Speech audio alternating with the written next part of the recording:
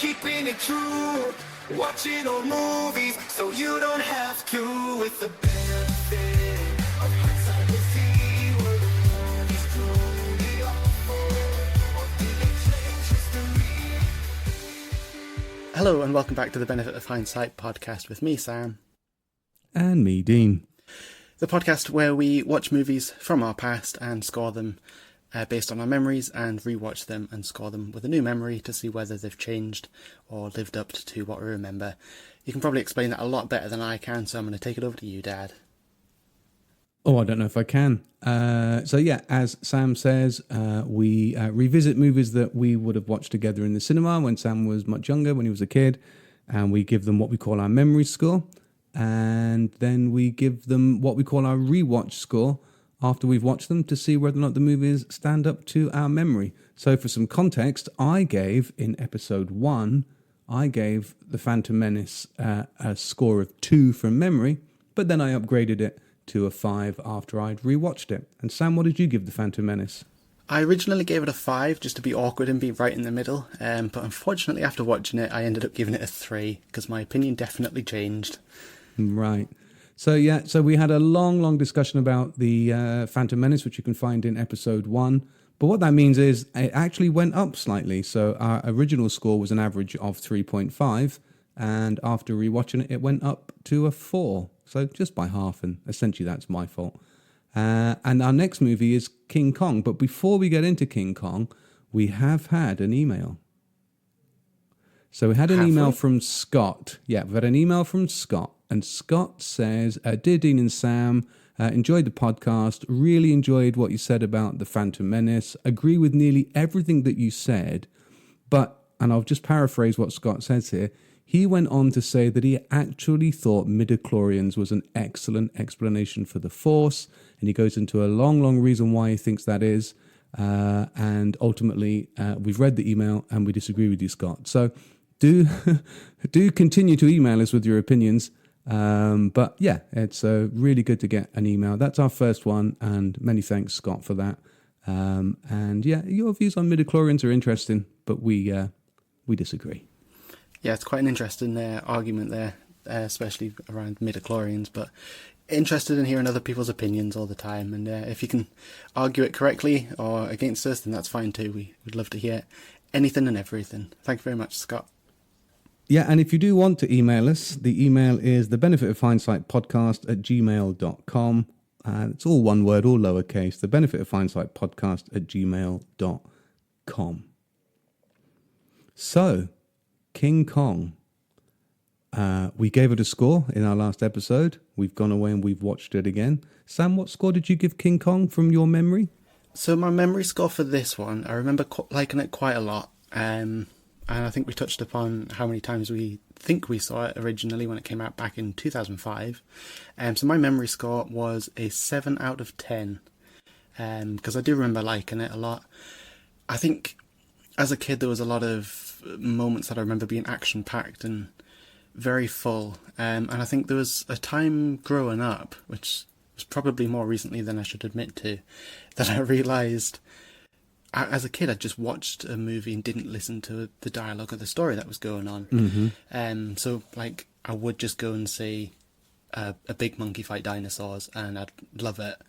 But now, growing up, especially doing the podcast with the benefit of hindsight, I'm able to look into the movie and read into it a bit, so understand what the characters are and things like that. So, yeah, my memory score 7, and okay, we'll figure out if it's gone up or down.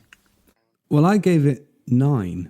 Like you, I did enjoy it, and as you've already alluded to, we did go and see it at the movies more than once, and I really enjoyed it. And actually, also like you, I enjoyed spectacle, and big monkey fighting dinosaurs was right up, right in my wheelhouse, as they say. So yeah, overall, we have given King Kong from memory a score of 16 in total, and therefore 8. It would be our aggregate score. So we've now both watched it. It's nearly 20 years old, would you believe? Yeah. My I first noticed that question is actually. I this. was shocked. Yeah, I was shocked at it. It was so old. My first question is, and don't tell me your score yet, but has your score changed? It has. See, I was, for the longest time watching it, and that's accurate because it's 3 hours, I was wondering, is my score actually going to change? And it was a bit of a question of how the podcast is going to work, because if my score didn't go up or didn't go down, how does that affect everything overall? But I can say that it has, in fact, changed. Wow. Changed. Has yours changed? I'm gonna have to tell you, I don't know. I think the outcome of whether or not my score changes depends a little bit on this conversation. I'm very easily swayed, you know that. So I really don't know at this point whether or not my score has changed, which is a bit of a it's a bit of a spoiler, isn't it? Because if my score hasn't changed, then you kind of know what I'm thinking. Be a very interesting podcast if neither of our scores changed and went So back scores where we changed. started. We feel the same. Thank you very much for listening. We started when we.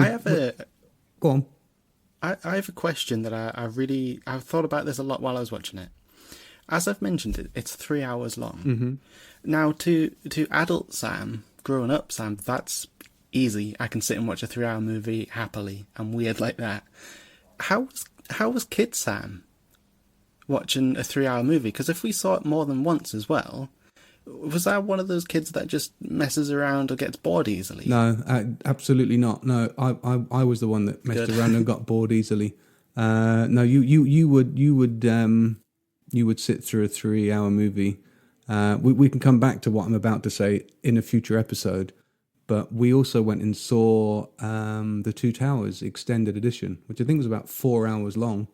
And you were very young, and I was taking you in, and the guy said it's very long, and I said he'll be fine. And you sat there for 4 hours and watched it. And so, yeah, in my memory of watching King Kong with you at the cinema was, nope, you sat and you watched it perfectly comfortably on more than one occasion. So, yeah, I did. That's interesting to know, yeah. You've brought this up. Let's start with the length of the movie. So it is just over 3 hours, I think, running time of just over 3 hours. You've said you can handle that as an adult, which is great. I had to watch it in 2 halves. I can't do that anymore. I mean, admittedly, I did too, but if it was a situation where it was on at the cinema, I would absolutely have done it. Is it too long? This is an interesting debate that has happened quite recently as well, and I think it's a bit of a still ongoing one in filmmaking, where films are quite likely to keep being longer. Mm-hmm. I know the new Dune film, which came out recently, is about 3 hours long. And some of the newer Marvel ones as well. And I think it depends on how the film is done. Mm-hmm. And I'm going to again compare it to something recent as well. So the new sort of Godzilla vs. Kong and Godzilla X Kong, the New Empire, which have come out recently, they're both under 2 hours. And that's the opinion of the director, who says he doesn't like long movies. I could be misquoting that, so you never know. But at the same time, I think it works depending on the movie that you're making. So for those two movies I've just said, you know they're just going to fight. And that's the lead up of the movie. Whereas a 3 hour King Kong movie, especially by Peter Jackson, I'm okay with being 3 hours. Because I've sort of, my notes I've done in sort of 3 parts. So the first hour I noticed was New York, the ship, just get to the island. Mm-hmm. You've not even seen King Kong yet. And I think that works quite well. Then the second part and the third part aren't exactly an hour long, but there's enough in both of them to say, look, this is clearly this part, this is clearly that part. And I think as long as you know your vision and you know what you're doing, 3 hours is perfectly fine. I can't sit and watch a 3 hour movie if you don't know what you're doing. Mm. Yeah, it's very true. That's my argument. A very long-winded argument, but that's just how I feel about that. I agree.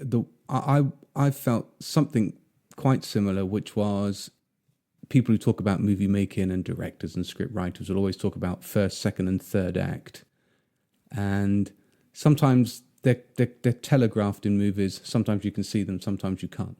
But King Kong is definitely a 3-act movie. So it has, as you said, the ship getting to the island, on the island, and then get him back. The length thing, I asked the question because I probably did think it was a bit long. I think there's Right. listen, I'm not going to say anything that's particularly original. All the critics said it at the time. Probably you could lose some of the stuff in the second act. See, that's interesting because I was thinking, what could you actually lose? And I think the second act is where you'd be better off adding things in and losing from the first act instead. Well, But that's just my opinion. I might lose a couple of the action sequences where they're really well done, the really good CGI effects, well acted, and we'll come back to cast in a moment. But you have a fight with some dinosaurs, then some dinosaurs running, then some insects attacking, then a fight between King Kong and Godzilla, not Godzilla, a Tyrannosaurus Rex. I know that has to stay in. That's essential. Yeah. But if you lose one of those sequences, you don't lose any sense of terror on the island. No, that's true, yeah. I did think actually that it's a bit weird that he does fight dinosaurs and then before you know it, it's just he's fighting the humans now. I feel like there should have been more dinosaur stuff. Yeah, that's But true. again, Yeah. it just depends on how you do it. Yeah. The bit in New York, let's go back to the first bit. I was really impressed with that. It's all CGI. I'm assuming most of it's CGI, the kind of long shots and things. I was really impressed with that. It felt like a really good, I don't know what the right word is. It felt like a really good evocation of what you would expect New York in the 1930s to look like. I thought it was really, really pitched well. Absolutely, yeah, it was quite convincing. I think I don't see a lot of movies set at that time that sort of go into the whole. There's a name for it, the American something. The Depression? Not the American Dream, but that's the one. Yeah, the Big Depression. Great Depression, yeah. Nailed it. Yeah, where they show just genuinely how awful it was. Yeah. Mm-hmm. And not just, and for like different classes of people as well. Mm-hmm. So I did quite enjoy it. I think I mentioned on the last one that I think I tried to watch it a few years more recently, and I think I did get stuck getting past that bit because when I'm younger, I want to just get to the action. Mm-hmm. But I don't know if I'm cutting you off here, so if I am, just say. No, carry on. If you've got anything else to add. I think for me, the first hour is quite unique in what it actually delivers. Because it's always been a problem with these sort of, let's say, giant monster movies, where there's either too much human character involvement or occasionally not enough. And I know a lot of fans don't like it when there's too much.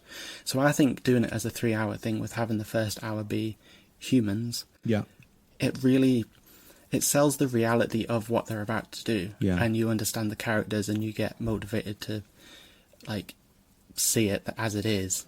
I think what Peter Jackson is good at is telling a storytelling.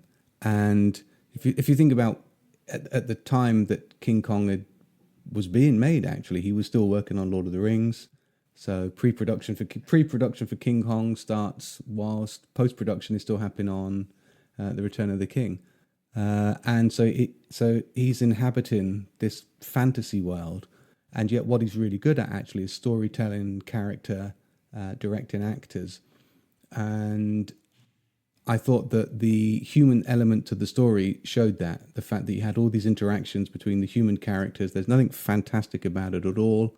It is heavily CGI, of course, but actually it just showed that when you're a good director and you're working with good actors, you can create something that's actually completely convincing. And I just thought I really enjoyed the interactions between all of the characters. I enjoyed Jack Black and Colin Hanks' interaction, and then Jack Black with Naomi Watts' scene in the restaurant is nicely acted and well made. I did change my opinion on one thing. For the better. When we watched the film the first time, I wasn't convinced by Jack Black in the movie. Right. I didn't think. Yeah, I didn't think comments too. Didn't think he had the substance to pull it off. I actually think he's better than I remember him being. What about you? Absolutely. Yeah, I think I'd forgotten that Jack Black was in it until you mentioned it. Last time, obviously, because I've seen the movie now. And I thought, it's Jack Black. I always see him as a comedy actor, if anything. So I was a bit dreading how bad this was going to turn out. I actually think it was a really good choice. And I quite liked seeing his take on such a serious character like that. And I think he goes through quite... I don't know if it's so much of an arc as I'll say it is, but it's interesting to see where he starts and how he ends. Yeah. He even gets the last line as well, which is quite poetic for him, the line that he says. But I'm happy with it being him. Yeah, at the time the movie came out. works. Yeah, at the time the movie came out, I think it was School of Rock had been out a year or so before that, and that's what he had become quite well known for. Also a good film actually. But yeah, I there was, like all of these things, I should write stuff down. But there, in the second act of the movie, his obsession with filming and capturing the island drives him to this really, really dark place. And I think he played that very well. What do you think of the casting overall then, the cast of King Kong? Can I just jump quickly back to Jack Black's character? Yeah. Yeah. Cool, thanks. You don't have to ask. Is it a Peter Jackson self-insert? And Peter Jackson has written himself, probably exaggerated, as a character in that movie. Oh, that's a good question. I hadn't thought of that. I'm not expecting an answer. Only Peter Jackson could probably answer that. But it's sort of, as a director with a character who is a director, I don't know, it might be one of those where I'm mixing reality, where Jack Black probably watched how Peter Jackson directed and took inspiration. But I just find it quite interesting that it could almost be assumed that it's Jack Black. Not Peter Jackson. It's really complicated. But yeah. Oh no, maybe I'm just grasping at straws. No, I didn't see that. But now you mention it, actually, I think it might be true. And you could you can argue against it. You could certainly make an argument that it is true. Okay, if you think of Peter Jackson's experience as a director and wanting to get films made and being, if you know anything about the way the Lord of the Rings films were made, he had to really fight for that. It was his baby. He fought for it, and it turned out successful. But I can imagine him in meetings with producers where they're worrying about money and they're not seeing anything. So yeah, actually, that's. I think I heard about that. It's probably a good spot that Peter Jackson has inserted himself into the film in the character of Carl Denham. Anyway, back to what you're saying. Yeah, my question was about the cast generally. What did you think of the cast overall? Interesting, because I haven't really seen a lot of them in a lot of films apart from Jack Black, and maybe Adrian Brody. Mm-hmm. But for me, that's where those actors started, of where I recognised them and knew them from. I do think Naomi Watts did a very convincing job towards the end of being of recognising that this isn't just a monster, that there's, I don't want to say human behind it, obviously, apart from Andy Serkis. The humanity, I think, is probably what I'm looking for, where he's an animal. He's only doing what he knows he's doing. And I think she sells that incredibly well. I think maybe at some point it's a bit weird, but I think you've got to sort of agree with the weirdness of it. Yeah. You fall for these characters. You have to go with the weirdness of that bit at the end. I noticed how little she said in the movie. Her actual dialogue in the film is very, very little. It's quite a lot in the first bit where she's, meeting Carl Denham and getting on the boat and, enjoying being with the playwright and things. But in Act 2 and Act 3, she says almost nothing. It's all in the face, the eyes, the gestures, and the movements that she does. And Peter Jackson is really good at filming eyes. Yeah, I'll agree with that. Yeah, and I'm sure there's a trick in it somewhere. In fact, I know what the trick is, but I don't want to be a massive geek. But It's interesting as well because he's really good at filming a CGI monster's eyes, yeah, if that's no, there's some, yeah, how we're describing it. yeah, wow, yeah, there's something in the eyes. But she tells so much of her story in that film through her eyes. And yeah, I think she's really good in that film. I think that she deserves all the credit in the world for convincingly portraying somebody who is essentially having a kind of relationship with an animal. And I don't mean that in a kind of odd way. Lots of people have relationships with animals. Lots of people have pets that they love and things. It's not that unusual. But in the eyes, everything that she does is just amazing, genuinely amazing. I thought she was very, very good in that. And the cast is a good cast. Yeah, my only sort of slight issue at one point was Jamie Bell. I don't think he's actually American, so I think his accent slipped towards the beginning. Yeah. And it left me listening quite closely to the rest of his dialogue just to see if it happened too. But it happened. He's from the northeast of England, like you, right? Oh, is he? I didn't know that. Well, That's he was cool. in Billy Elliot, wasn't he? He is Billy Elliot. He was in the that's movie right, of yeah. Billy Elliot, and that's kind of where I know him from. I thought he was actually pretty good in it. I actually really liked the very small subplot between him and Hayes. I thought that was really nice. I'd forgotten that Hayes died as well, so that came No, as I a bit of a remember shock. that. I was expecting it.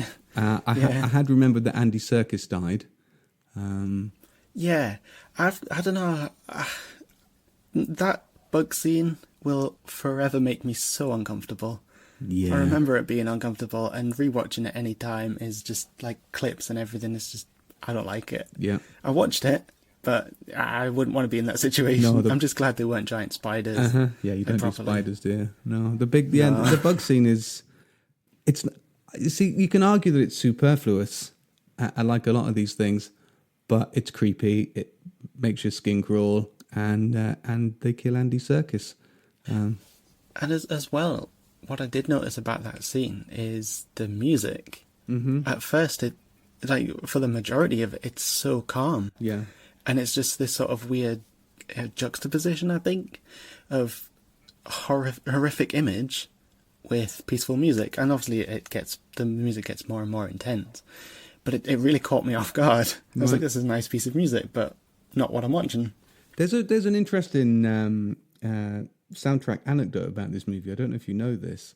I don't think I do. Stop me if you do. So the original soundtrack was being written by Howard Shaw, who did the music for Lord of the Rings. I was quite surprised in the credits that it wasn't him, because I was expecting it because of Lord of the Rings. And he pulled out of the project, or was pushed out of the project, following what were described as creative differences with Peter Jackson. Right. And so they had an almost finished movie and no soundtrack. So they drafted in James Newton Howard, and I don't know the exact amount of time. I can Google it now, but I don't want to. And I'm sure someone somewhere will correct us if we're wrong. But I think he had like 4 weeks to write the entire soundtrack. And so he put the whole thing together in 4 weeks. And That makes a lot of sense, though. So I'll let you finish that first. the thought I was going to finish there is, if you listen to the soundtrack, I think soundtrack's really good. I think it's up there with my favourite movie soundtracks of all time. But quite a lot of the themes are the same. They repeat. And they're just played slightly differently. So even when what you said there about the nice, soft, gentle music before the bugs is actually very similar to other themes that repeat later on in the movie. But yeah, there's a good soundtrack inside that. Or even better because it was written so quickly. I'm going to have to disagree. You don't like the soundtrack? I didn't enjoy the soundtrack, and I think now I know why. Is because to me it felt like it was incredibly repeated. The first hour, it was basically the same song over and over again, and I got quite sick of it. I think it is. I mean, don't get me wrong, that it's great music, but it's used a bit too much. I didn't really see enough variation in it, but that's just me. I wouldn't disagree with you on the sameness of it all. I just think there are moments in that soundtrack that are very, very good, and I'm probably biased by the bit at the end. We haven't really talked about the end of the movie, and we did talk about this in the previous podcast, so I don't really want to keep going on about it. But the ice skating scene in Central Park and the piece of music that plays alongside that, I think that's one of my favorite scenes in any movie of all time ever. And now a word from today's sponsor. Are you tired of feeling weak and lacking the strength you need to conquer your goals? Introducing King Kong Muscle Supplements, the ultimate solution to unleash your inner beast. Picture this. You, standing tall, muscles bulging, and the envy of everyone around you. With King Kong Muscle Supplements, you can achieve the physique you've always dreamed of. Our scientifically formulated supplements are designed to maximize your muscle growth and enhance your performance. Whether you're a professional athlete or a fitness enthusiast, King Kong has got you covered. Our secret lies in the powerful blend of natural ingredients, carefully selected to fuel your body and boost your endurance. Say goodbye to fatigue and hello to unstoppable energy. But don't just take our word for it. Listen to what our satisfied customers have to say. Ever since I started using King Kong muscle supplements, my workouts have reached a whole new level. I feel stronger, more focused, and ready to take on any challenge.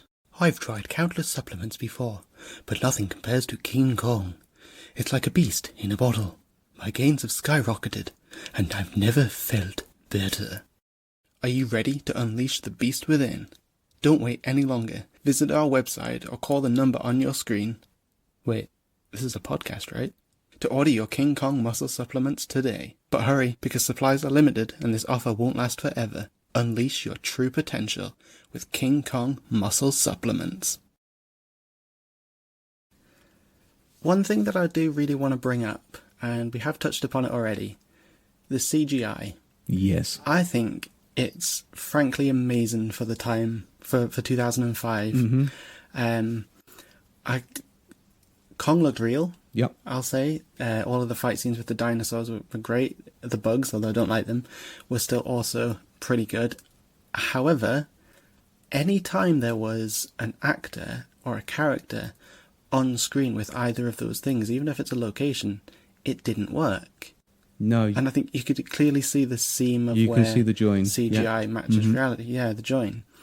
And it kind of put me off for the most part. But apart from that, it was all really good and I really liked it.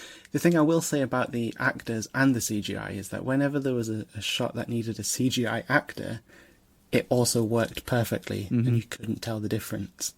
But when it was a real actor with CGI, it didn't work for me at all. Not that it didn't work for me, it just didn't look good. Yeah, I think I agree with that. I think that the technology probably has come on over the last 20 years, so you can't see the join. But you can definitely tell the difference between what is a human movement and what is a CGI movement. And but I think that was right at the end of, as we've already said, Lord of the Rings, which was, well ahead of its time, I think, in what was able to achieve in CGI. And this was the next step. And I think there's an element of the movie that is, I'm not going to use the words showing off, because I don't think it is. I think it needs CGI to tell the story. But I think it is a part of the movie is look at what we can do now. Mm-hmm. And I will also just sort of add to that, to my criticism, is that Peter Jackson uses miniature sets and like actual built set pieces. And I think George Lucas does it, but doesn't get enough credit for it either. So I think I can appreciate using an actual physical thing rather than just a big green room. Yeah. And then putting the actors on it. So, I mean, I totally understand how it's happened and why it's happened, and I appreciate the process behind it. And I feel like that's me going back on myself, but it's just, it's not. The cast as well, they know they're in a big CGI movie. But, when, I'm going to offer a thought that I think could easily be challenged because I don't really quite know where it's going. But, sometimes when you watch a movie and it's heavily CGI, you get a sense that the movie knows it's heavily CGI, and even sometimes the actor's costume has been CGI'd onto them, and the CGI is it's not extraneous; it's just part of the storytelling. But what I liked about the cast and the actors in this was that although they know they're in a big budget CGI blockbuster movie, they never ever lost, and there was no sense that they were overawed by what they were doing. They acted each scene in a human way really, really well. But the actual drama storytelling of the movie by the actors, I thought was really, really well done. It might be one of the best combinations I can remember seeing of really, really good acting I agree with that, a heavily CGI'd blockbuster movie. Absolutely, yeah. I don't know if that's because it's due to it being quite early on in that tradition. Mm-hmm. So it's less of a concern for actors, let's say. Yeah. But it definitely, they sold it and it worked well, I think, yeah. Yeah, that's the way to say it. They absolutely. I think they with those sold it. kinds of things, as you've kind of said anyway, there's an element of realism that they need to deliver to the audience as well. And if that isn't there and it's missing, the audience is never going to believe it. So, yeah. What about then the third act? It isn't quite an hour, but the third act of the movie. So I'm gonna, in the last podcast we said let's not talk about midichlorians because there's loads of theories and things, and then Scott emailed and talked to us about midichlorians. So the thing that we shouldn't say in this podcast, so we get an email about it, is how do they get King Kong to New York? So we're not going to talk about that because that's what everybody says. I remembered a scene that showed that, but I don't know why I remembered that. So never mind. I made it up to fill the gap. So yeah, you see him. He's on the chloroform, and the next thing you see, he's on a stage in New York, and the boat didn't seem big enough. No. So, but that Peter Jackson did say, yeah, we could have showed that, but we didn't want to because they didn't do that in the original one, which is, I thought, fair enough. So if you want to email with your view on that, then Peter Jackson said they didn't do it because the original doesn't do it. But and if you Peter get Jackson wants to email and let us know, then please do. Yeah, Peter Jackson, feel free to do so. He probably will. Definitely. And we emailed about the last one. Couldn't get rid of him. Under the pen name Scott. The third act is I like the third act. I like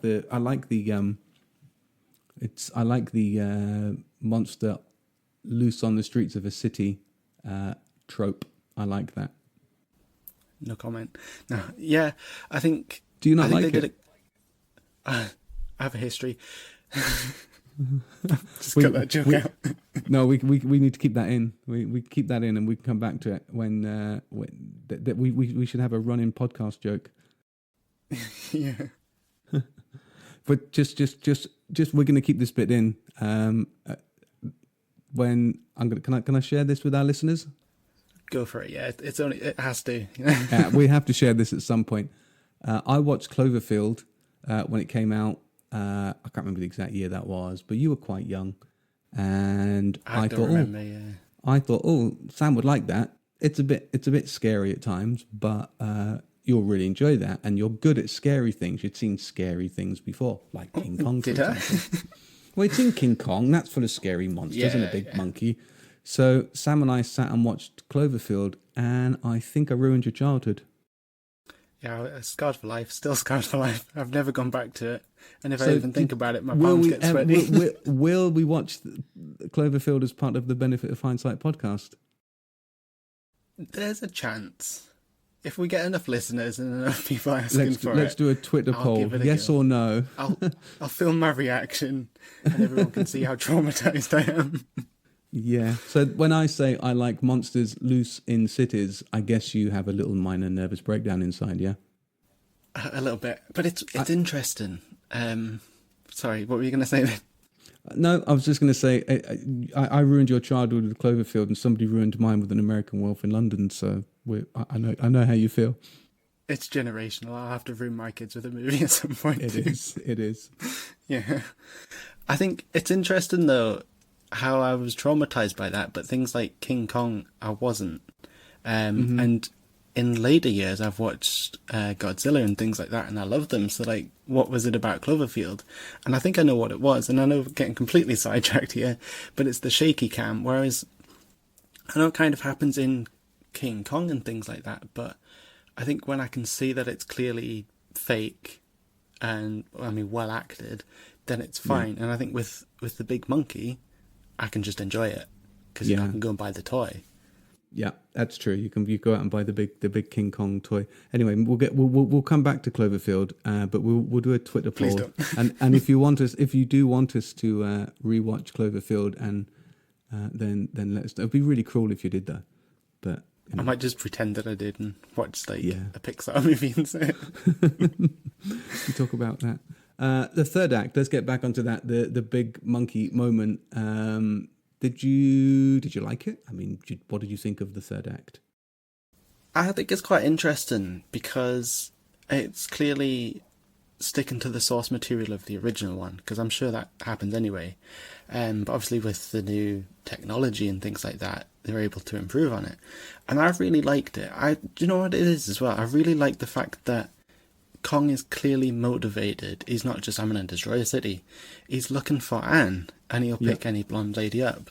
Yeah. At that point, everyone runs to go and dye their hair. I would. But I found it quite interesting just to see that. And even Adrian Brody's character, which is Jack, isn't it? I'm sure it is. Yeah. I definitely watched the movie because it's Jack Black and him. I thought it was quite interesting. Yeah, that's right. And he takes it upon himself to sort of save everyone. It kind of takes on the hero role. That's another really interesting thing that I found with this time around. But even the taxi driver who just, it's all yours, and he jumps out, and then Jack just tries to get everyone to safety. It's not the greatest plan in the world, and apparently New York is really small because he just bumps into Anne along the way. Absolutely. But I really liked how realistic it was with the action, with everyone being terrified, Kong being motivated, and each character just having their own sort of, like, motivation's not the right word, but they had their own thing going on, like something to do, except maybe Carl, who just clearly looks defeated in the theatre and then turns up later on, because again New York is really small. But no, for me it absolutely worked, and it totally sold the movie. And I'm rambling quite a lot, but I think as well as seeing Kong outside of his own environment and how he deals with a completely different world, up to the whole ice skating bit as well, it's such a good, I think it would be lost if we didn't have that third act in the actual movie. I would definitely agree. That was a lot of information.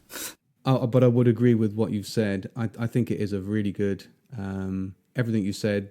You've got your classic hero, you have your classic leading lady, you have the big monster running around, you've got the defeated bad guy, which I guess would be Carl Denham.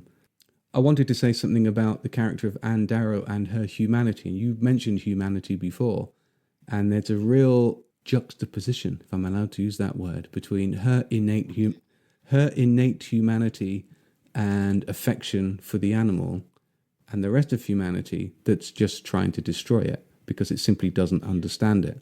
And I think that's a point that's absolutely crucial to make, is that ultimately nobody really, apart from Anne, comes out of the movie very good. I suppose Adrian Brody's character comes out of it quite well. He's heroic. He obviously is also fond of Anne. But at the end of it, you just get a sense that nothing's changed. You know, from the time the movie was first made in the 1930s to when it comes out in 2005, nothing's changed. Humanity is keen to destroy anything it doesn't understand. Yeah, that's an interesting point. All the Beast wants, if you like, it's the classic Beauty and the Beast story. All the Beast wants is to be with a person or individual that he wants to spend time with. So that's why the ice skating scene is so good, so important, because it tells that side of the story. And you know, Kong effectively sacrifices himself for somebody. And then at the end, you get all the people kind of standing around him, taking photographs, and the brave policeman who didn't do anything. You know, we defeated it. And then, you know, Denham's classic line, "'Twas beauty killed the beast," is probably true. But but it's also not true. It's also ironic. It wasn't beauty that killed the beast. It was fear of the beast, but which represents, in my view, fear of the unknown.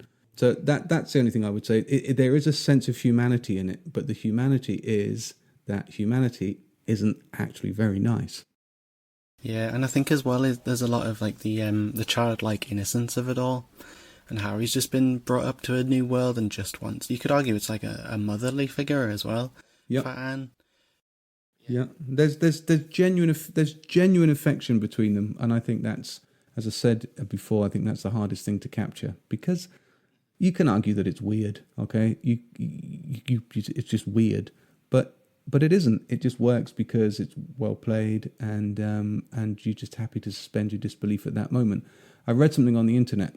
You should never read things on the internet, and it was somebody talking about King Kong, and they were criticizing the end of the movie. At the end of the movie, when Jack climbs to the top of the Empire State Building, they literally stood right on top of it. Kong's now fallen off to his death, and they have the hug right on the top of the Empire State Building. Brave hug.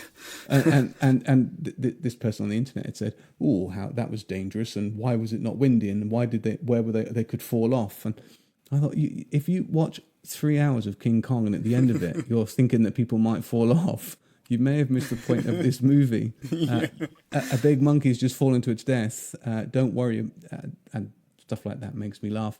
It actually makes me laugh when people talk about things like, "Oh, it's not realistic," whatever. Well, it's not realistic. It's a fantasy movie. But in this case, it's a fantasy movie that tells a very, very human story, beautifully realised and directed by Peter Jackson. Yeah. And I think that makes it work. Not just as a movie that you'd go and see at the cinema, but just as I think if I was able to choose, I'd put it among some of like the top films of the last however many years, just because of its ability to tell a story with emotion and be convincing, on top of the whole decent script with brilliant CGI. Yeah. I think that's a pretty good conclusion, actually. But yeah. Yeah, I think one more summary to add, and that is this. I texted you yesterday and said it was I can't remember the exact words, like a deeply problematical movie or something. Yeah. And you said, in the deeply problematic. This is really my final point. So the reason why it's deeply problematical is it isn't really. Whatever you think of that type of film, whether you like the action, the bigness of it all, whatever you think, the last 30 minutes of that film will make you feel differently about it. Absolutely. I can completely agree with that. You could watch a 3-hour film and the last 30 minutes will make you come away thinking, that was amazing. So even if you don't like all the Skull Island stuff, even if that's not your thing, at the end of the movie you will say, that's amazing. And that, for me, then, is deeply problematical in terms of my score. But over to you, because you had something you wanted to say.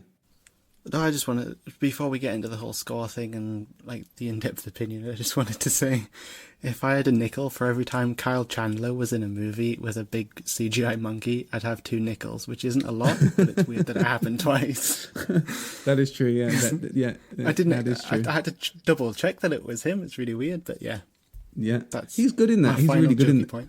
He's good in the movie, actually. We should have given him a shout out. I think Kyle Chandler's really good in it. I also think we have mentioned Andy Serkis, but we probably should mention just how good he is as Kong. When you think that's a CGI, sort of human CGI thing, that he's really good at that. And I actually really liked Billy Elliot.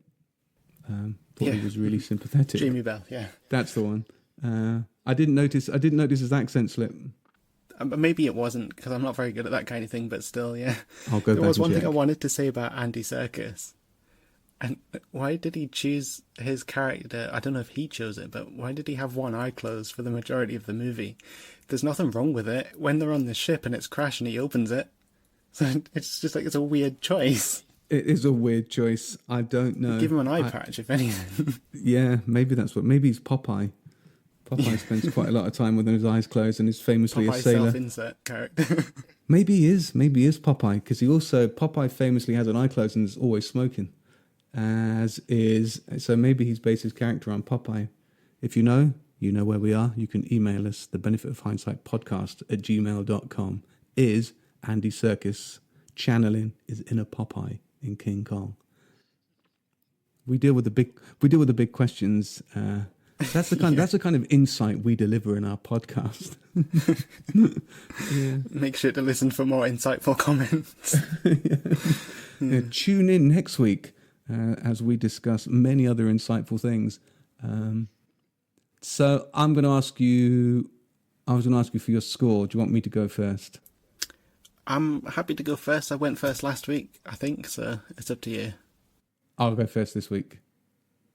Okay, so I gave it a 9 from memory and have indicated over the years that it might be my favourite film. So I have high expectations of it.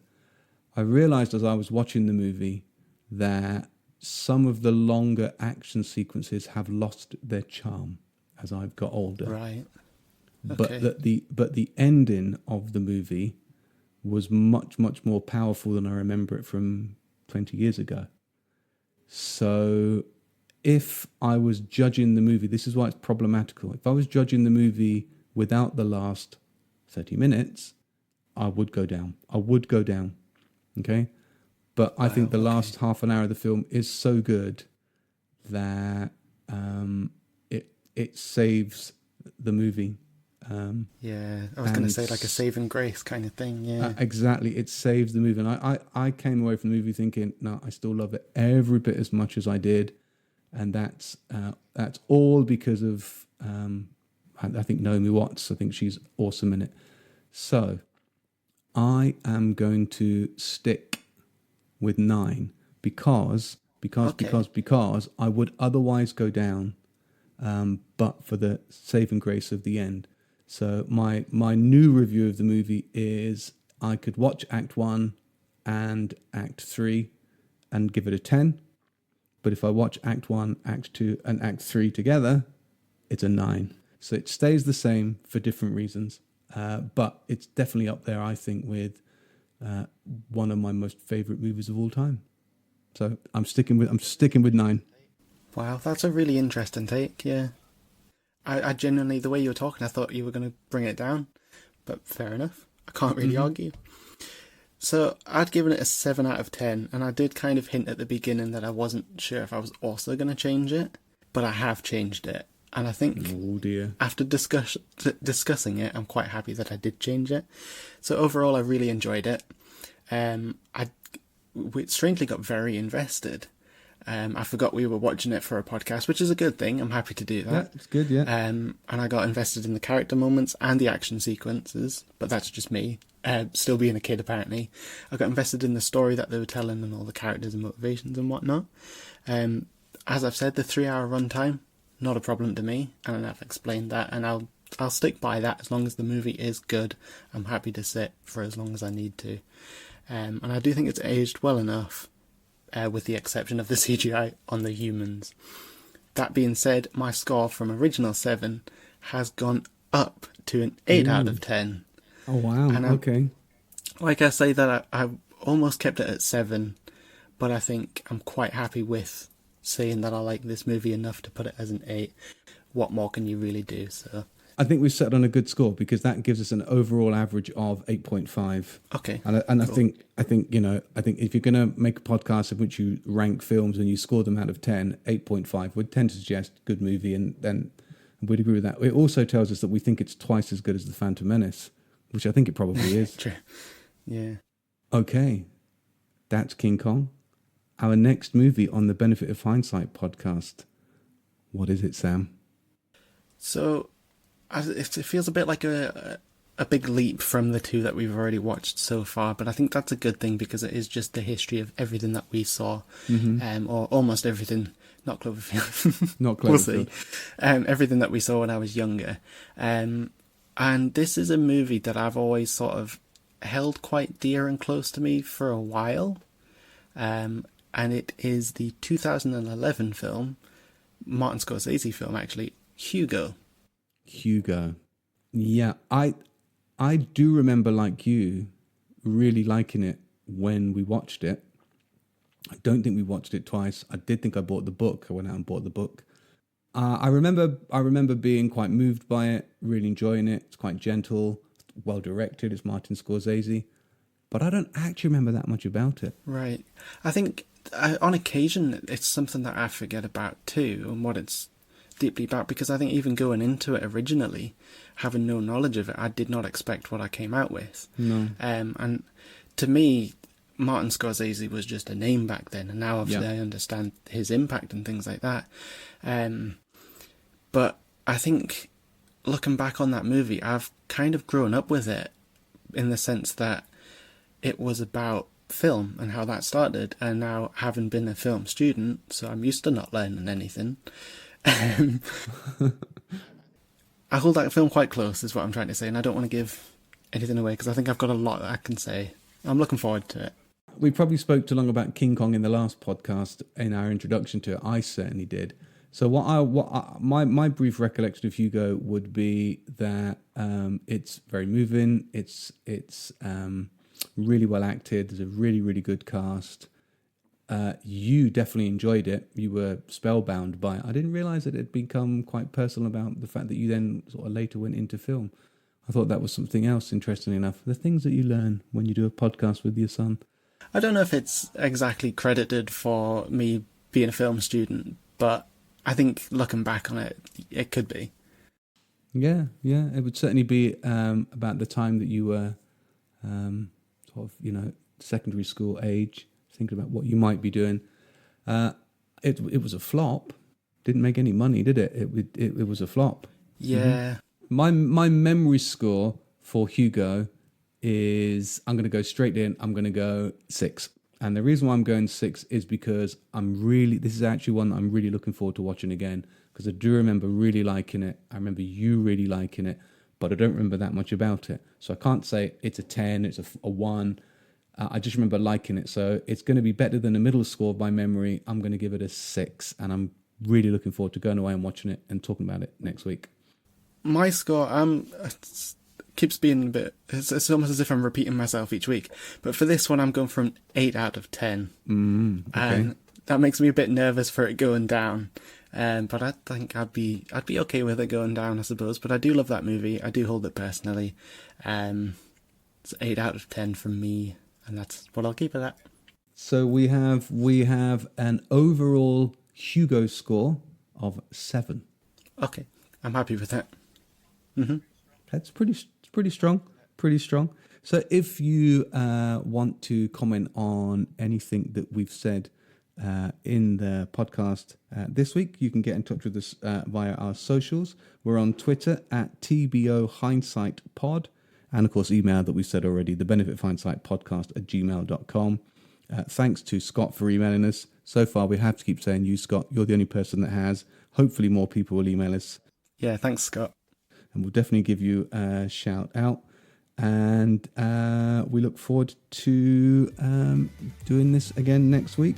Thanks for listening. Keep an eye out for our next episode where we'll be talking about watching Hugo. We're out every Monday on all available podcast platforms. So that would then be a goodbye from me. And a goodbye from me too. And see you next episode. With the benefit of hindsight, we'll see what the movies truly are for. Or did they change history?